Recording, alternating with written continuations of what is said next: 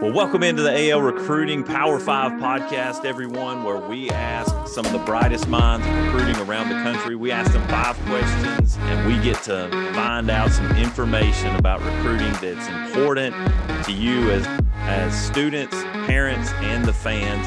And today we are excited to have Coach TJ Randall.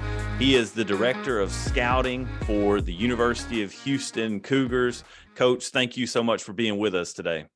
Absolutely, Dave. I appreciate you having me on, man. Absolutely. Well, we will just get right into it. Coach, I know you're scouting. I know you're watching a lot of kids, but our first question has to be, what's your best recruiting story?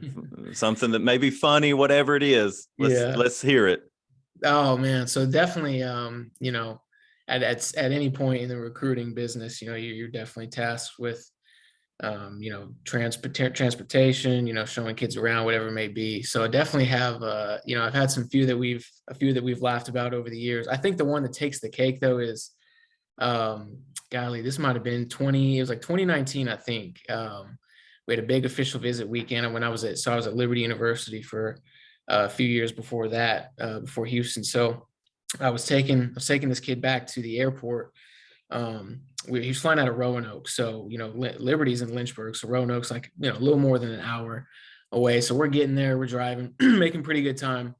We're probably 10 or 15 minutes away from the airport, and I'm at the red light, and we're just sitting there kind of talking, and I hear her honking, like right, I think in the lane next to me or something. I hear honking, and I'm like, what's going on? I'm looking around to see like what's going on, and somebody's like gesturing to me. And I kind of roll the window down, and they're like, "You have a flat tire. Your tire's going flat." I didn't even notice until I checked the tire pressure because I couldn't really feel it. So I checked the tire pressure, and it had gone down to like 17.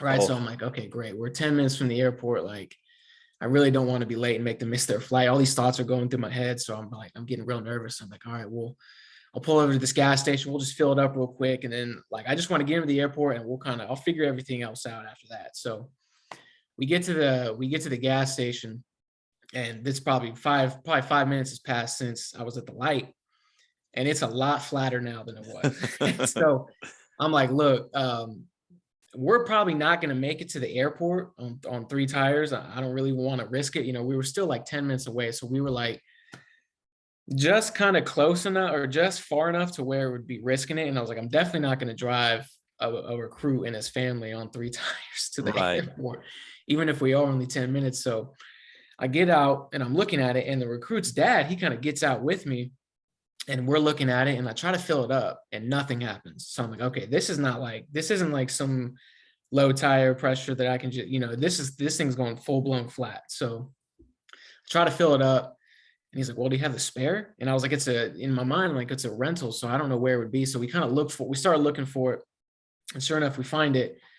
We pop it out, and then he and I change the tire right there. And we take him right back. We take him to the airport, and kind of was smooth sailing from there. So I've never had that happen before, never had it happen since. Thankfully, he was a good sport about it. And it helped out a lot. And I was so nervous. I was like, I don't want to I really just didn't want them to miss their flight because they're coming from California. Wow. So obviously, thousands of miles away. So I'm like, this is kind of like worst case scenario. Because I called, made a couple calls, and someone was going to come pick me up because they made an airport run. And I was like, I just don't know if I have enough time. So sure enough, we changed the tire, and we were on our way. Awesome, man.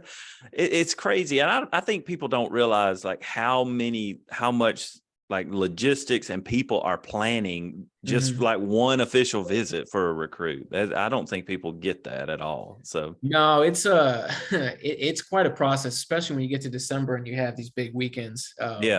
You have as many as 10 kids. Like when Coach Freeze, when he first got there after our first year at Liberty, that 2019 season, well, even his first weekend with us was 2018 because he got hired December 2018. I'm kind of going off on a tangent here, but he got hired and he came right in. And that first 2018 weekend, December weekend, was massive, right? And so it takes, like you said, it's a whole logistical kind of like jungle gym, if you will. There's different people going different directions. The reason why I was able to call someone to come pick me up from the airport run was because he was dropping somebody off. Yeah. And so he could just turn around and come back and get me. So Yeah, there's a lot of planning. The thing with those weekends is you have to be very flexible. You have to be very flexible and be very patient, which we as humans, it's not really human nature to be No. either one of those things, especially when there's a lot of stress and kind of other factors involved. So, yeah, it takes a lot. Thankfully, even at Liberty and then here at Houston, have been around great team, a lot of other really good people, and that always makes it easier, right? Everybody that you're with. But yeah, it's a process, that's for sure. Absolutely. Well, we do have a lot of students that watch and follow, and so I'll just ask you the question, and you're free to go anywhere you want to with it. But like, what advice would you give to students that want to play college football, that want to be recruited? Like, what advice would you, as somebody who's been in the business, would you say to them? Yeah, first thing, I would definitely, first thing that I always try to say when I answer that question is because it's funny. We had a couple kids who were with us for one of our spring practices a few weeks back, and it was like kind of a group, and they asked me the same thing. And there's really no secret sauce or secret kind of recipe to it. It's work hard for one. I mean, no one's gonna hand you anything. In this business, in this profession, we watch thousands of kids a year. So it's tough. We're always trying to evaluate the best players, and we're always trying to we're always trying to find the right guys for our system, in our program and even things off the field. So it's definitely work hard, right? As kind of cliche as that sounds, I've come across a lot of players that I love their film, right? And I had offer grades on them and all this stuff, and they never kind of panned out for us because they didn't really know how to work hard or strain, and maybe football wasn't the most important thing to them. So that's kind of the number one thing. That's the foundation, because everything from there is a trickle down effect. The other thing that I try to tell them is you got to take school seriously. Mm. I've seen so many guys don't make it or struggle to make it because of everything that goes on academically. School isn't a priority for them. They don't take it as seriously as they shouldn't, and it stinks. I really I've hated to see it happen to so many guys where it's, I could have been this, I could have done that, but my grades were bad, and Mm. that all kind of stems from that first point of like, hey, working hard, what's your work ethic like? How much does everything else, how much does it matter to you? Another thing that I think is really important is I try to encourage them to play as many sports as possible. Obviously, football's kind of becoming more year round. Yeah. 7-on-7, the advent of 7-on-7 is huge, and I like 7-on-7 because it's just continuing to play football. You're continuing to hone your craft and develop. But I always try to encourage them to play other sports. If you've played basketball or baseball or soccer growing up, if you've done track and field growing up, man, try to do that as much as you can. Yeah. We've recruited a ton of talented football players that have also run track, that have also played basketball, that have also played baseball. At Liberty, we signed Brylan Green from Louisiana, who was a heck of a baseball player, and we took him at Liberty as a baseball player as well. Like, it's things like that kind of translate and really just help you develop as an athlete, right? There's so many other factors athletically and just kind of from a sport standpoint that carry over and cross over. So I would say those are the key factors. Those are the things, all of those traits I can attribute to success that I've seen in some of these other guys over the years. All right. Well, I know there's obviously a family involved. And so when kind of that third question we ask is like, what advice do you give to parents or guardians of students that their kids are trying to be recruited and kind of going through that process? Yeah. And that's the big one too, because I think, for in this process, they're always new to it. For the most part, it's a new experience, right? It's something that,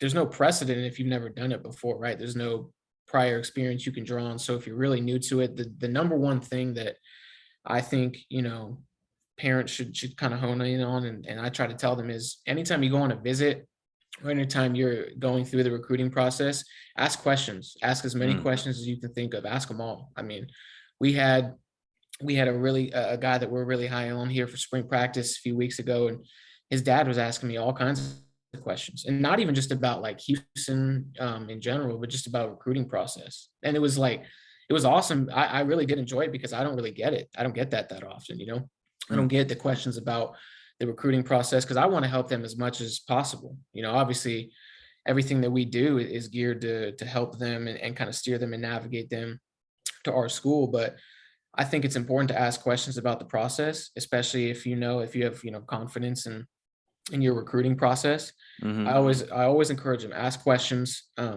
Anything you're unsure of while you're there, ask it. Yeah. You never know you don't know what you don't know, and you'll never know if you don't ask. I think that one's huge. I really think that going to see other places, I always encourage that. If you're being recruited by multiple schools, try to see as many as you can, because there's nothing that replicates or rivals like the actual experience of being on campus.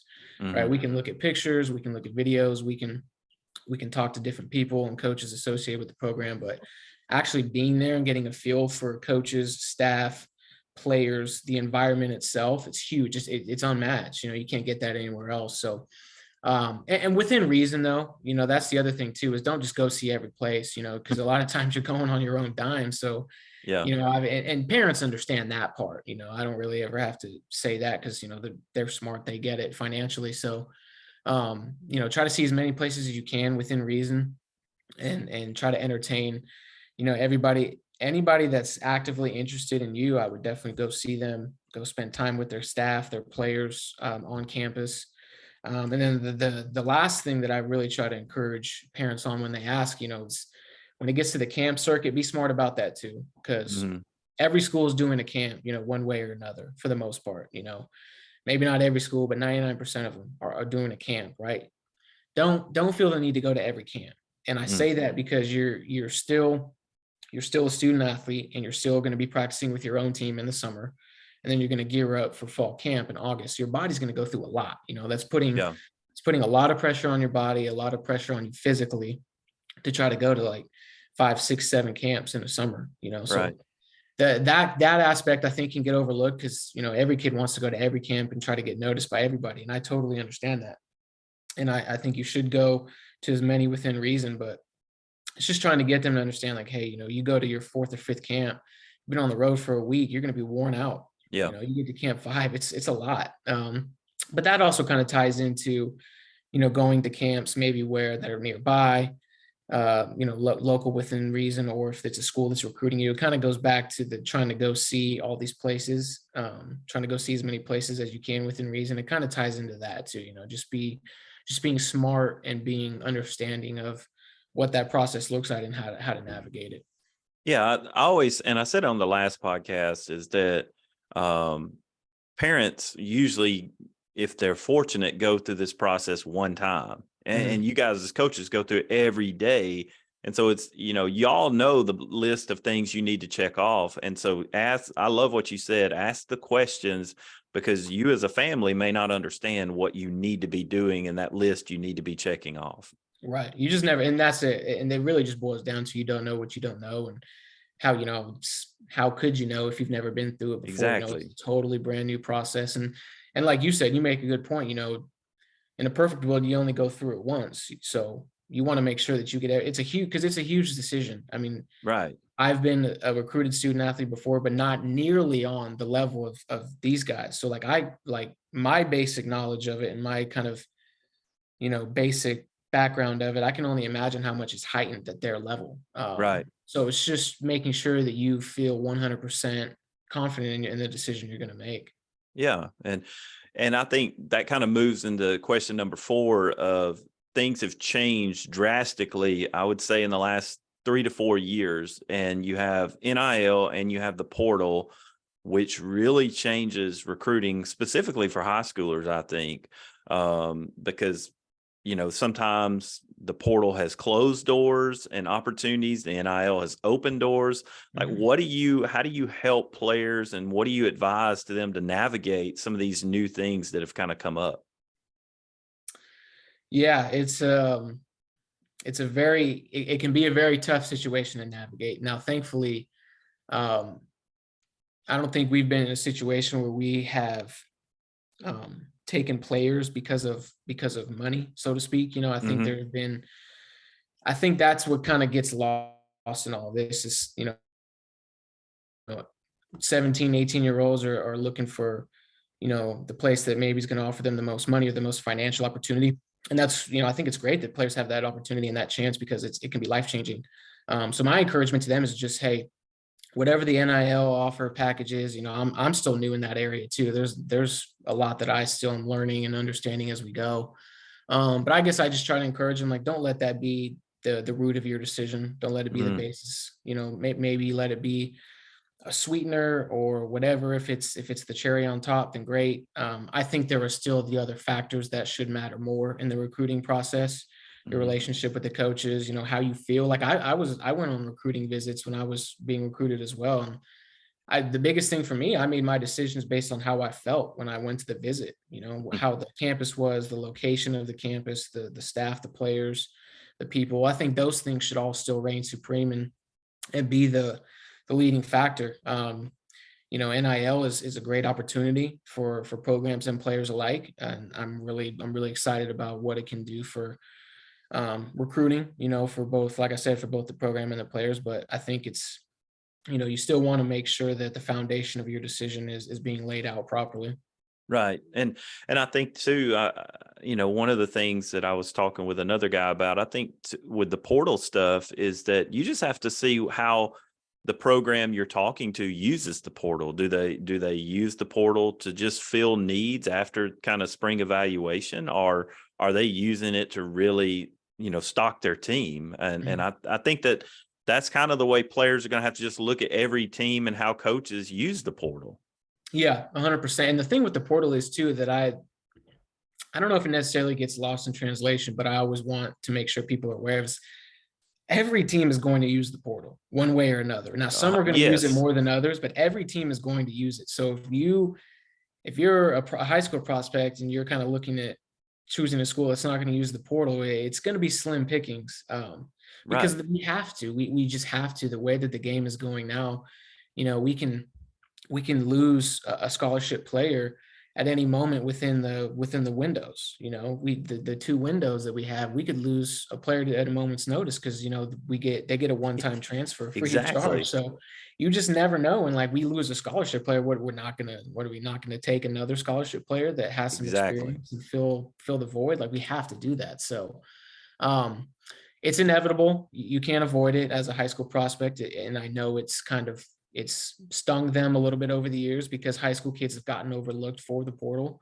And I understand that, that's tough, but it's going to be, regardless of where you go, they're going to take transfers. If it's not this year, then it's going to be the next year, the year after that, because there's so much roster attrition and turnover at a moment's notice. I think the other thing too is these college coaches, it's become more like the NFL. The window of opportunity has shrunk for them.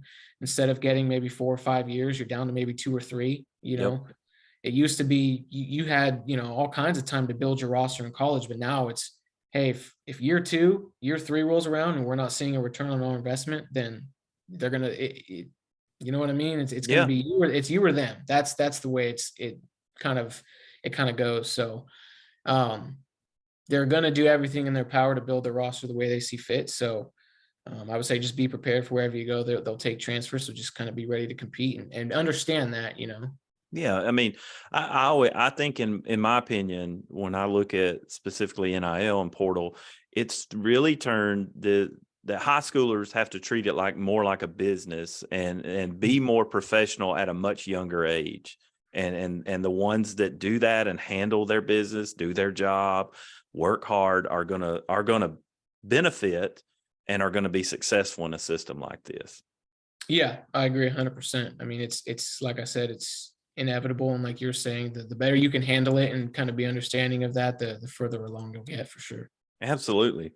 Well, we'll just kind of shift gears a little bit, kind of be a little more personal here. I was checking some of the stuff and reading. I love that in your bio, and kind of we get in the fifth question. We ask about your faith, and you have Psalm 73:26 posted. It says, "My flesh and my heart may fail, but God is the strength of my heart and my portion forever." What is your faith in Christ? How does it guide you in coaching and in what you do every day?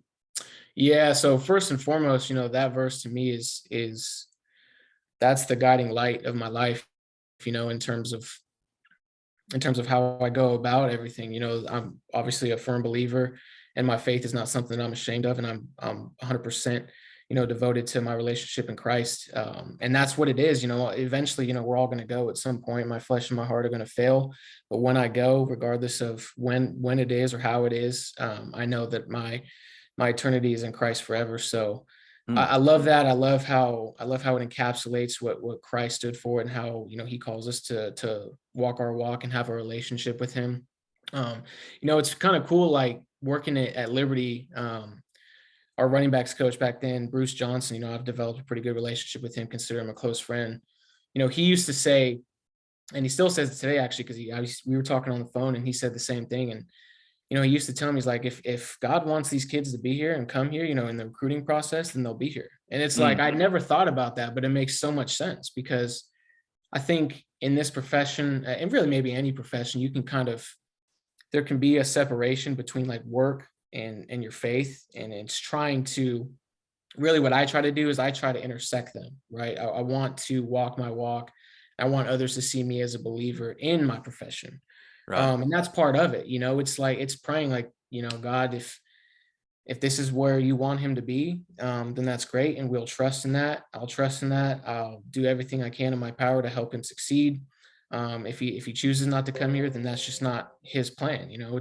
It's God's plan in the profession too. Like I never thought about it that way. And I'm glad he shared that with me, because it makes sense. And it's a reassuring thing. We can't control what these kids do. If they choose not to come here, then, they chose not to come here. That wasn't God's path for him. And I wish him well. And I'll always be rooting for him. But that's part of it. And then just the intersection, like I mentioned earlier, is just kind of, as I develop relationships with these prospects and know if, I pick up or talk to them about their own relationship with Christ and, their relationship in the faith. If that's something that's important to them or matters to them, it's like, hey, how can I pray for you? This is going to be this is a huge decision you're going to make, and I know we're recruiting you, but at the end of the day, I have a lot of faith and confidence in our recruitment of you. How can I be praying for you to make your decision? Right. What can I be praying for you or your family for in tough times? Because I think sometimes we get so lost in the recruiting. Let me not say we, because I don't want to paint with a broad brush, but I think it can be easy in general to get lost in the recruitment of these kids and just see them as football players or football prospects. But they come on campus, you meet their mom, their dad, their brother, their sister, their friends, their teammates. Like, these kids are still 17 years old, 18 years old. They have life going on. That's like that can be really tough and challenging. And a lot of times it's not always a perfect home life. It's not always a perfect background. They have a lot going on. And it's just like, how can I be of service to you? How can I be praying for you? How can I, help you within reason, within the means of my ability?